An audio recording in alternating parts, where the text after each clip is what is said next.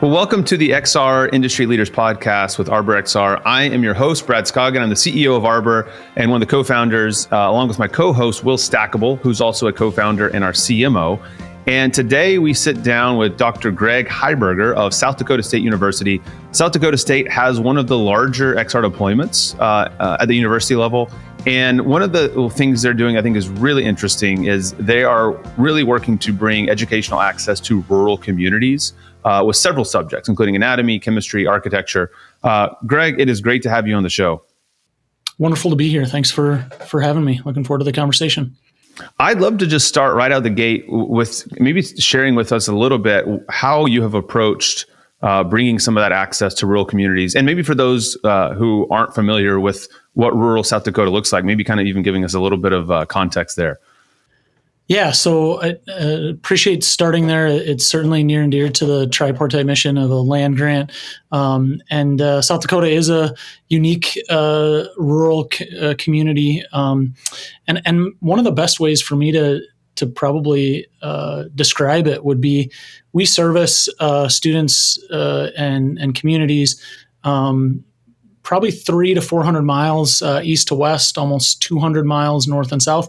There's less than 1 million people in this state, and most of them are concentrated in a few larger metropolitan areas. And so when I think about our university in Brookings, which is on the east side of the state, we're servicing and needing to engage with high school and collegiate level students on the west side of our state. And it may be closer to us to get to the space station than the west side of our state. And that sounds unbelievable that that's the case. But again, coming back to rural communities that may or may not have access to high-speed internet, that those schools may or may not have access to high-speed internet.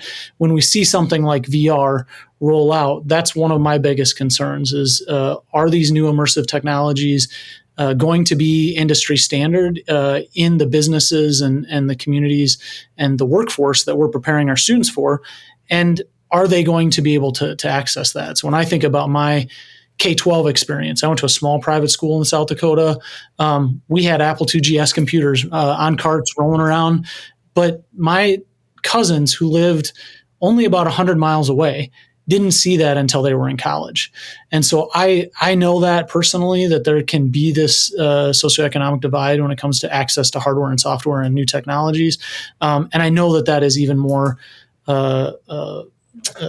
exacerbated, I guess, in a rural state. And so certainly, again, coming back to our mission, that's been something we've been thoughtful about on day one when we bought our first headset. And really, we've utilized that mission to kind of be our testing ground. So we didn't start with VR, XR experiences right away in the classroom. We started with them in outreach experiences, in engaging K-12 kids who are interested in science, who we want to keep interested in science.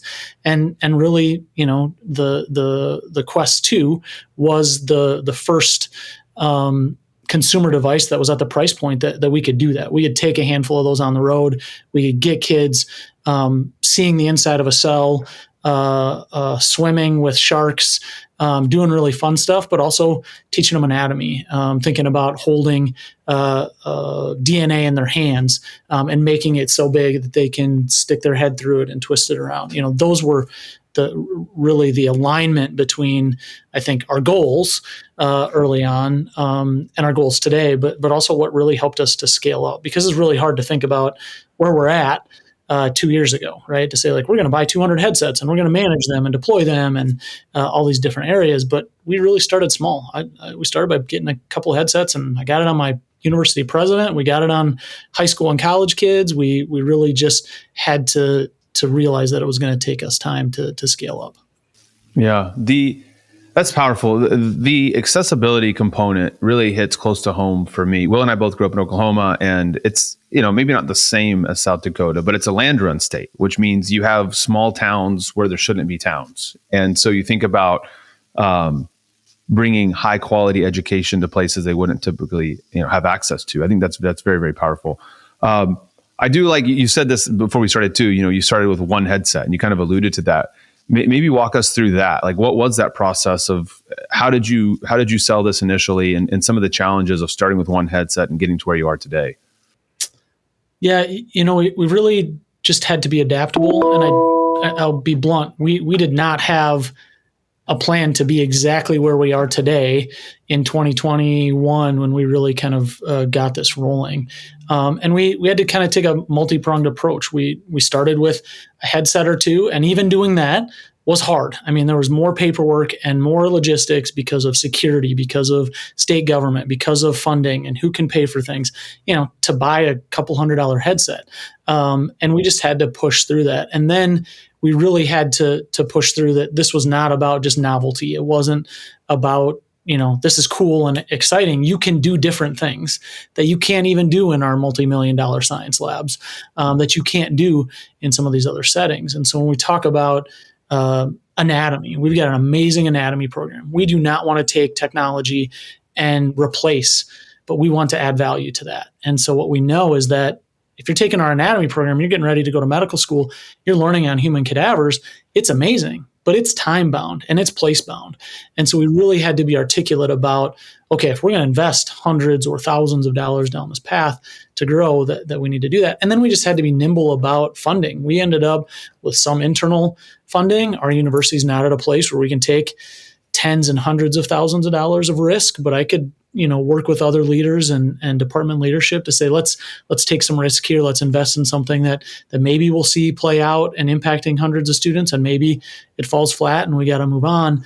But we could also promise that it would have some impact because we started with the outreach and we weren't only looking at education. It wasn't a dichotomous choice. It's either going to make it into the curriculum or it's not, which is, that's hard, right? It's like, if it doesn't, then all that money, where does it go? We really took that approach that let's buy headsets. We're going to test them out in outreach and recruitment and out with teachers and out with high school kids who are thinking about going to college, or, we have headsets in museums, that we're managing.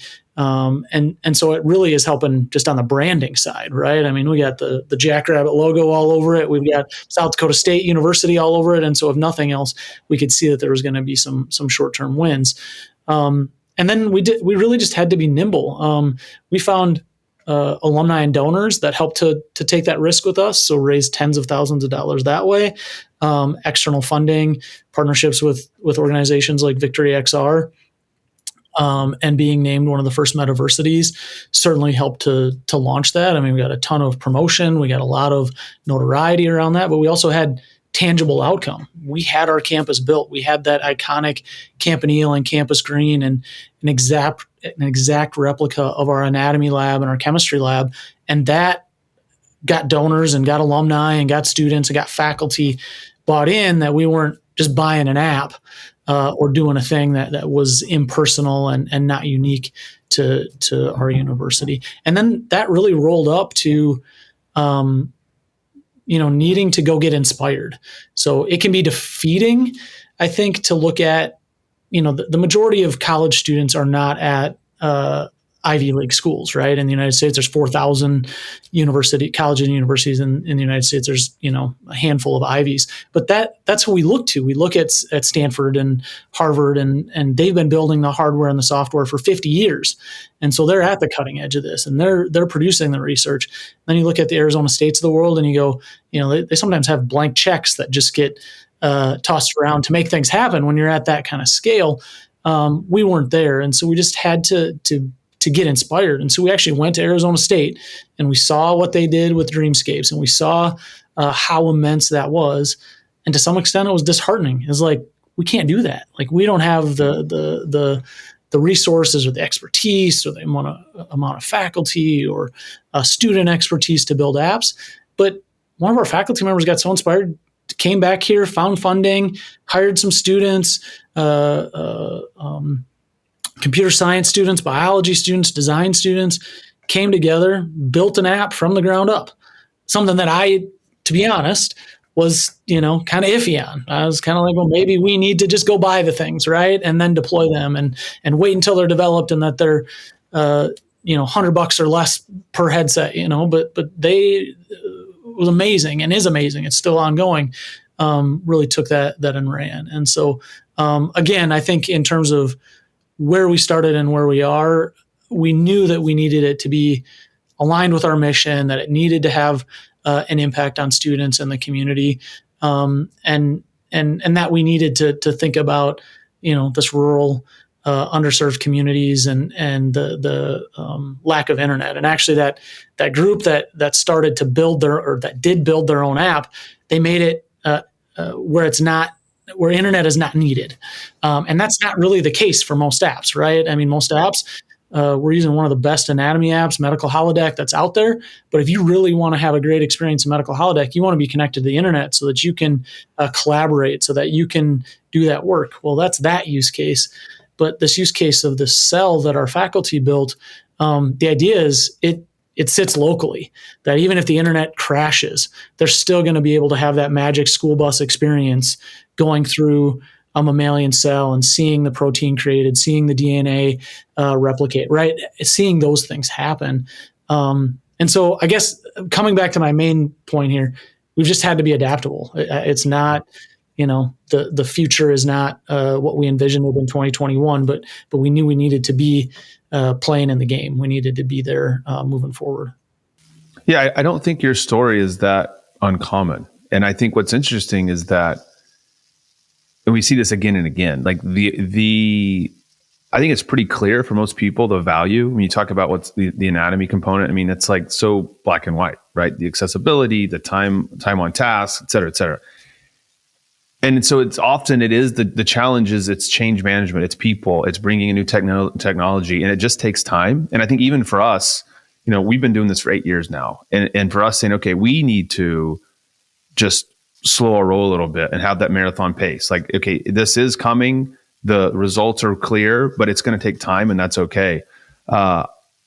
Maybe, do you have other specific, like the anatomy one's so powerful and so clear. Are there other specific use cases like that you could share, and maybe some other ROI?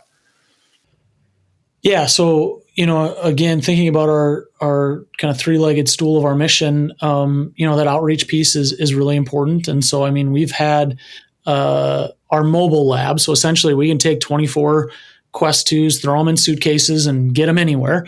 We've had our mobile lab at a tribal college to do training, help them to learn the skills as faculty, but then to bring that to their students.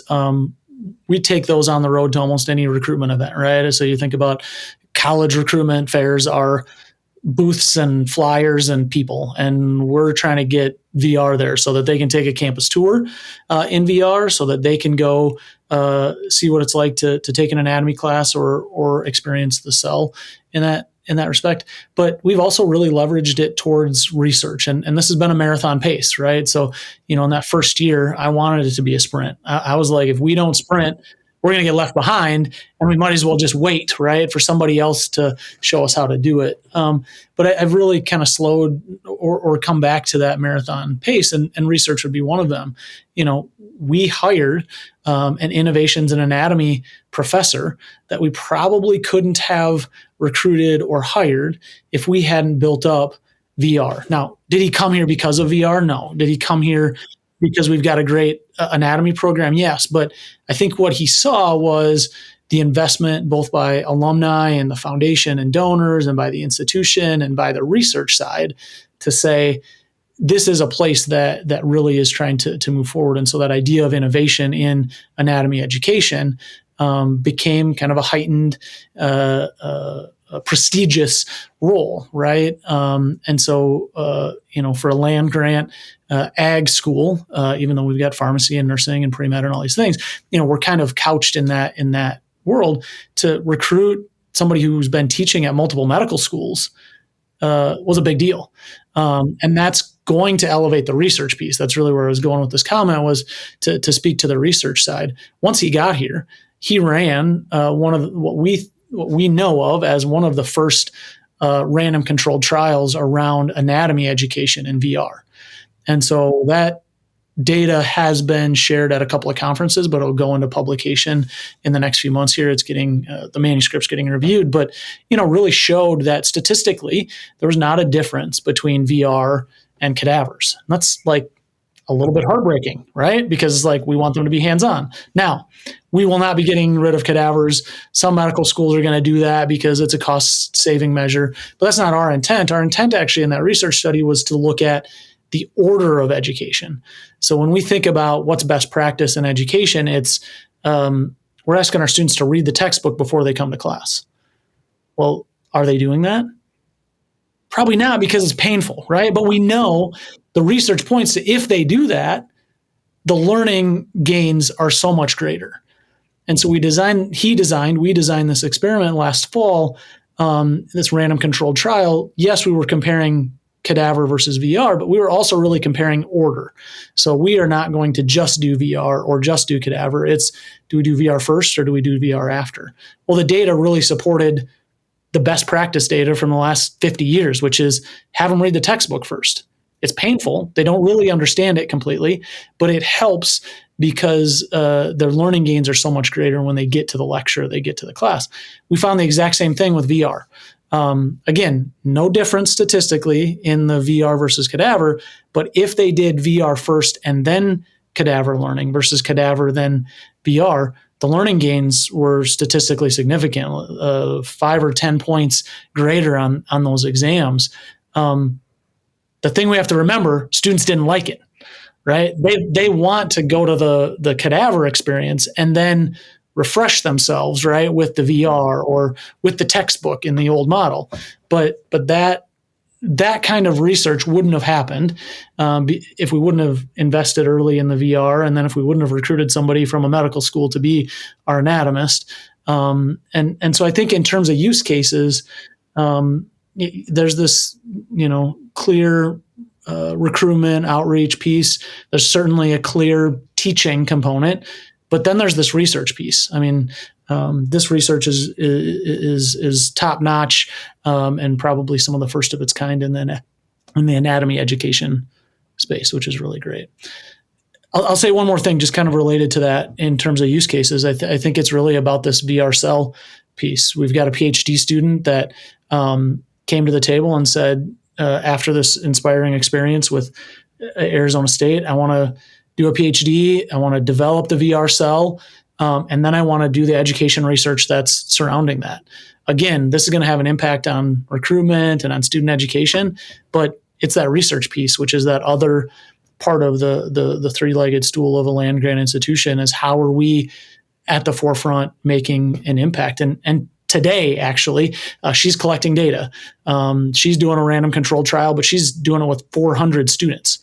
So again, it's about order. It's not about anatomy this time, but it's about the order of learning that she's really testing cellular molecular biology knowledge. And so random controlled trial, half the students are assigned to do the lecture first, half of them are assigned to do the VR cell first, and then they'll get the other treatment after that. And so likely to be one of the largest scale VR biology studies that will be coming out in the next few months here. It's brilliant. I love the difference, VR before versus VR after. And I think my instinct was actually that refreshing after would have been more effective. So that's really interesting. I kind of want to, I guess, zoom out, but also zoom in. So you have hundreds of headsets, thousands of students that are using XR in a variety of ways on campus and off campus. But zoom me into one student's experience. If you show up on campus, I don't know if you're a freshman, what is it, even practically, like what does it look like to use this technology? Are you receiving a headset? Are you checking one out? Are you going to a VR lab? Talk a little bit just from the student's perspective. Yep. Yeah. So we've explored all of those options, right? And so again, I think coming back to, vision at the early stages and where we wanted to be or where we thought we wanted to be versus reality and that adaptability. We had early conversations that, maybe we make this required and we're going to have a headset in their backpacks, those types of things. But we really have kind of, again, come back to that marathon pace of saying we want to make sure that all the experiences they're having are really positive, right? We can't have a 16-week experience and 5 or 7 of them are really great and the others feel mundane or really aren't adding value, or they could have just done it in a 2D experience. And so for us, I would say it's kind of use case specific. So, we've got headsets that are deployed in, say, nursing. Those are managed by the College of Nursing at SDSU, but they're a part of their simulation labs. So they're maybe rotating through mannequins and models and real patients and VR as a rotation in a class. So if you're a nursing student, that might be how you experience it. You're in architecture, you might be designing and then using VR to showcase to clients or the public the design that you created. In education, we've got headsets that students that are going to be educators are designing a lesson in VR and then having their peers engage in that space. We do have dedicated headsets as well. We've got headsets that are dedicated to anatomy and to our chemistry programs. Those are much more lab-based. There's a physical space. They're always there. Depending on the week, they may or may not be used. They're not used every single week. And so they may experience it in that way. And then again, on the outreach side, we have headsets that we manage at the Washington Pavilion, which is essentially a children's museum is really what happens there, but there's lots of outreach events. We've got mobile lab experiences. We're doing training with high school teachers and then bringing this mobile lab into, say, a chemistry class or an anatomy class in the high school. So they may experience it there. And then again, on the recruitment and outreach side, they may be engaged at recruitment or some other sort of experience. And that's all evolving, right? So we're continually looking at the support services we're offering for anatomy specifically. So we'll deploy a mobile VR lab into our library, but really focused on anatomy this next year because our open labs only run on Fridays. So if you can't come on Fridays, the only time that you can have that anatomy experience is the 3 hours you're scheduled.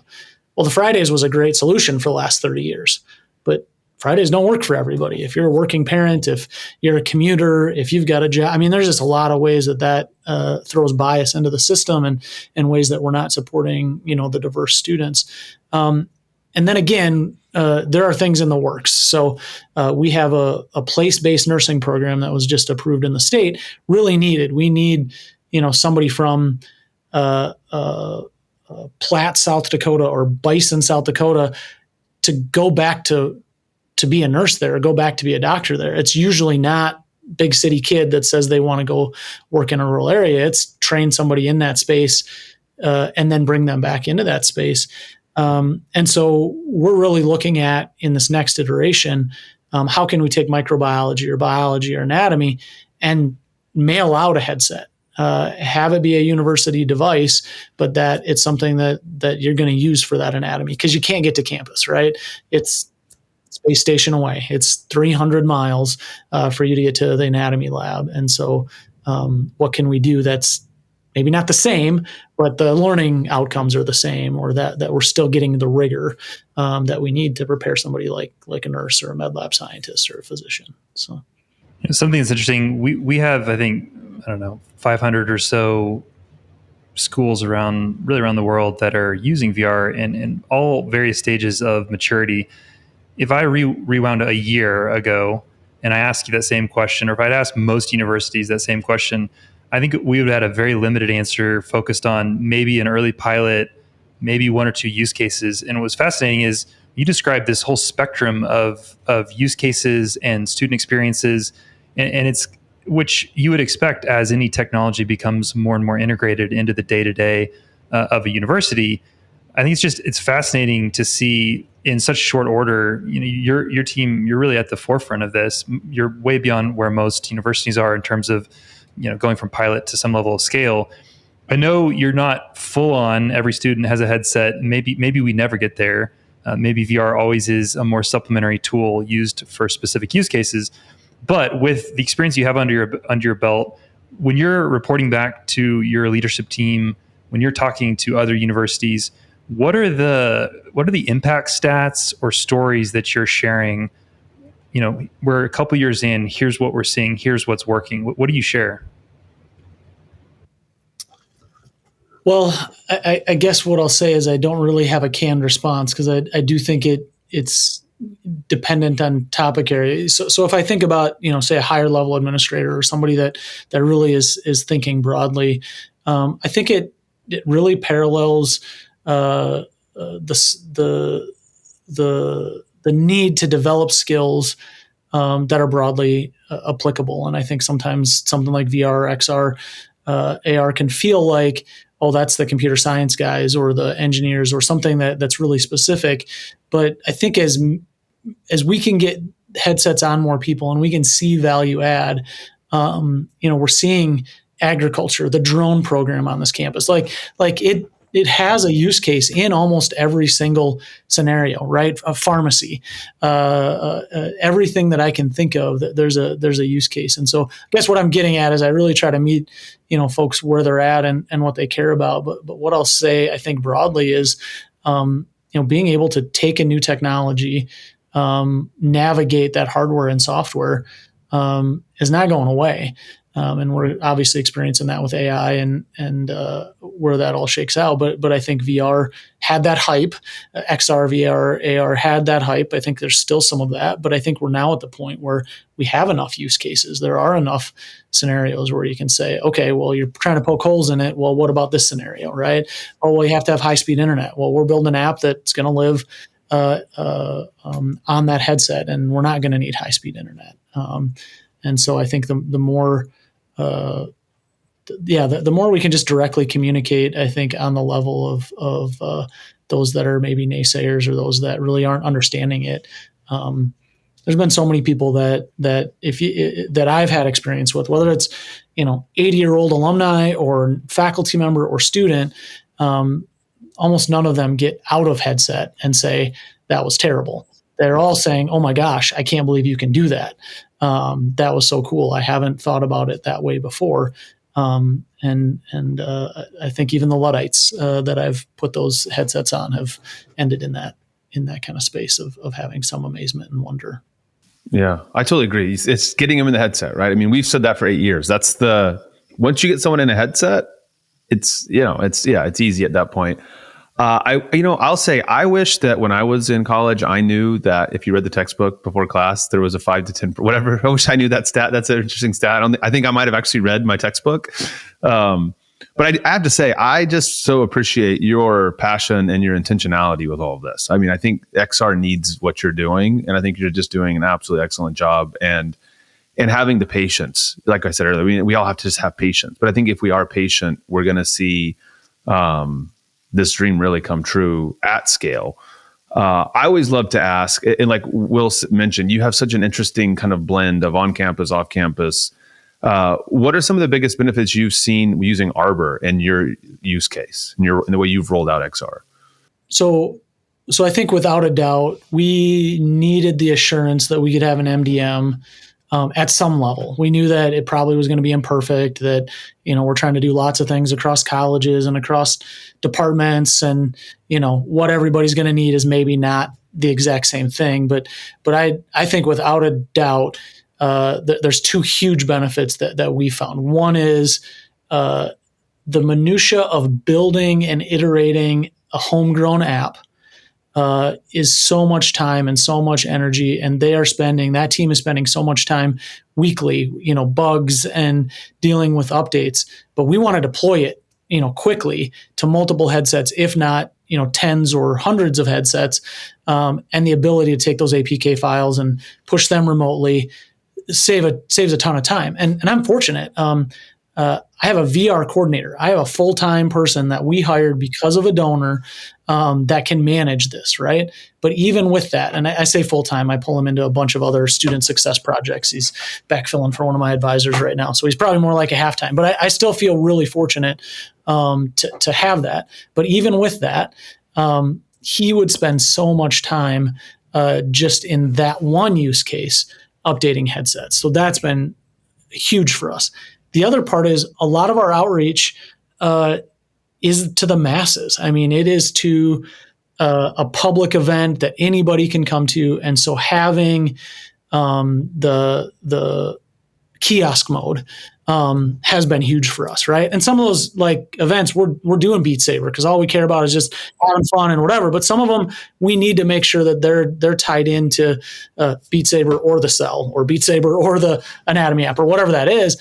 And so there's risk, right? Like as an institution, we can't take risk. We can't just trust. And so I think that has been huge for us. So I think those two use cases in and of themselves, in addition to the other features of Arbor, have been really valuable for us. And then, I mean, to be honest, we're a big bureaucracy. We're a state institution. Our IT guys like required that we had to go down this path of having a way to know where things are and whether they've been updated and whether patches have been fixed. So, I mean, I think at some basic security, keeping the admin and the IT folks happy, we needed something. And you guys certainly, as we first started looking at this a couple of years ago, were the lead and still are the lead in this space. But yeah, I would say those two use cases of just being able to push out updates to our app as we're developing it, and then also the kiosk mode has been really valuable for us. Well, I like to hear that in a no-risk environment, Arbor makes things easier. That's great to hear. Now, when you opened up and said that you knew nothing was going to be perfect, I was expecting but Arbor. So it's okay. Sorry. I was like, wait. Well, I mean, I might think it's perfect, but the thing is, I'm working with the physics guys and the nursing people, and they want some other feature. Anyways, so no. I'm just giving you a hard time. Well, this has been just awesome. Maybe we kind of move toward a wrap here, and I'd love to hear. I mean, you're so thoughtful on all of this. Like, what is your perspective on XR at South Dakota State over the next 3 to 5 years? I have to be really cautious here, and I say that because of exactly the vision that I had in 2021 as we started this. But I think to put a point on it, it's XR will be and needs to be the spark for innovation.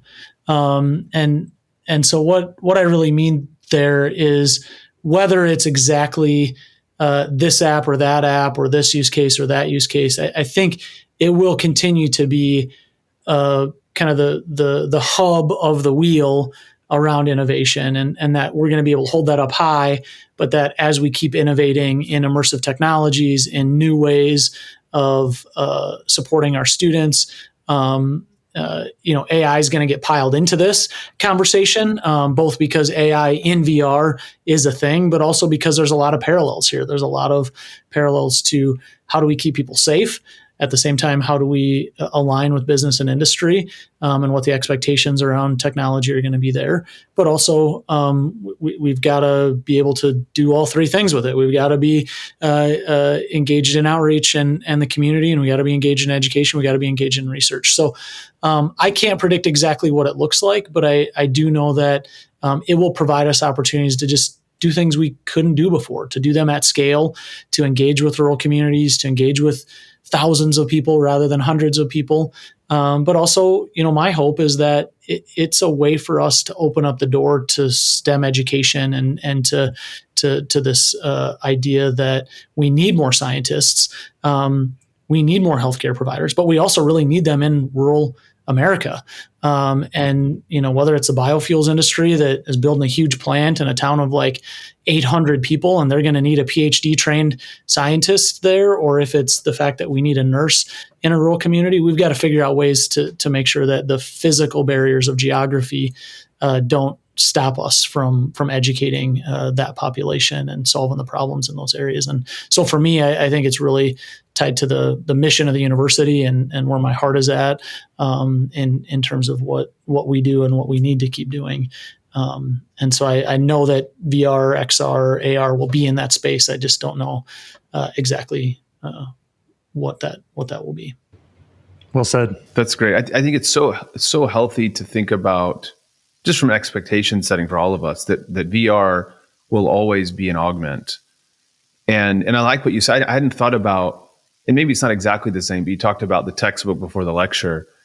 And no one thinks that the textbook is unimportant because you have the lecture, right? I mean, so you think about a VR training or learning in the same same manner, that it's maybe one of 2 or 3 components, and maybe, going forward. I think that's just healthy expectation setting. Well, Greg, where is LinkedIn the best place for people to find you if they want to reach out? Okay, and we'll link that in the show notes so people can find that. But this has been great. I know you're busy, and we really, really appreciate you taking the time to visit with us. And we look forward to talking again soon. Awesome. Thank you, guys. Man, I think something that I just so appreciate with Greg's approach, I mean, his passion and his intentionality, like I mentioned in the episode, but just he's so strategic about how he's going about deploying XR. Yeah, it's true. And I think we've seen this. It's kind of a common denominator for programs that have managed to actually scale, but they start small, they get headsets on people, and not just on a few key people, but broadly on campus, off campus, with leadership. They experiment, they try new things. Like you said, they had a vision for VR and it really hasn't panned out that way, but they've obviously built this success now. They have hundreds of headsets, thousands of students are using it. It's really become a center of innovation at the university. It's attracting new professors, it's attracting new students on the recruiting side.